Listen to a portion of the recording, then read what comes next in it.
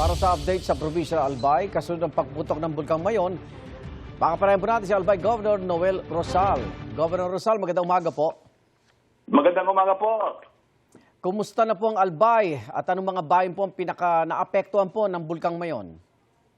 Yes.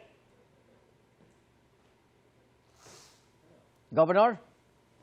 Talaga, up to 65,000 pounds yung seismic amplitude ni Mayon last Saturday that causes yung lava dome collapse na nag-trigger ng asphalt. No?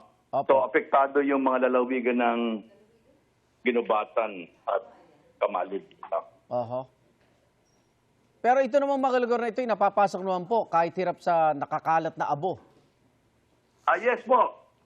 Yes, kahapon with NOLE Secretary Dizon pumunta sa Albay para personal na tingnan yung clearing operation natin sa flushing natin. So, talagang 1 to 2 inches yung kapal doon sa may Ginubatan. No? Opo. So far naman sa ngayon possible na ang Maharlika which will connect Legazpi to Naga City. Oho.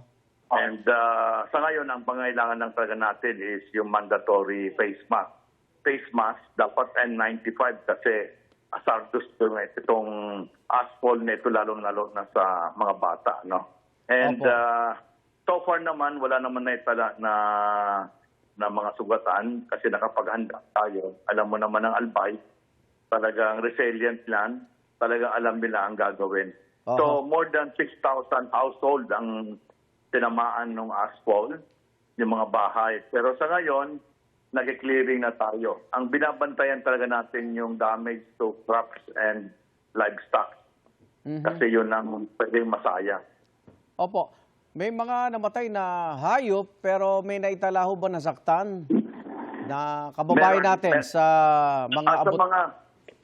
So far, no casualty tayo. Wala tayong masyadong naitala na mga, even nasa hospital, wala. Talagang nakapaghanda din yung mga kababayan. Ang medyo lang mga data tayo, gaya ng provincial government sa aming mga operations, meron kami reported na 6 na patay na mga livestock like kanabaw na nailibing ito because nagkaroon ng lava or puson, no?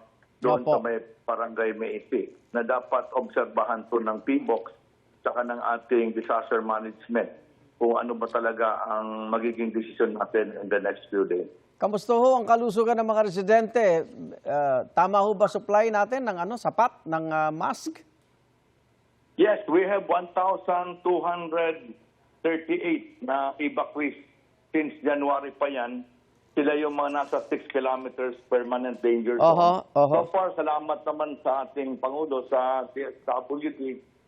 Nakatutok sila sa pagkain. Kaya so far, wala tayong problema. Ang medyo lang in-exap ko ang secretary ng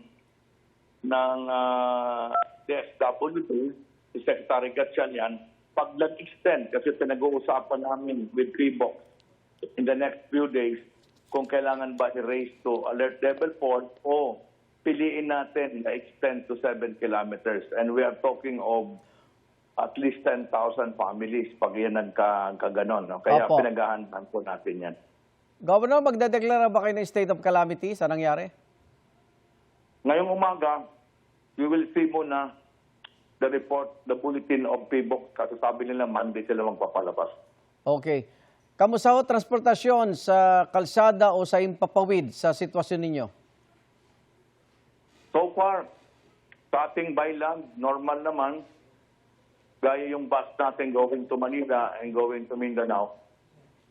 Yung plane natin, kahapon, meron lang isang na-cancel. Opo. Dahil nag-asphalt na naman ng umaga.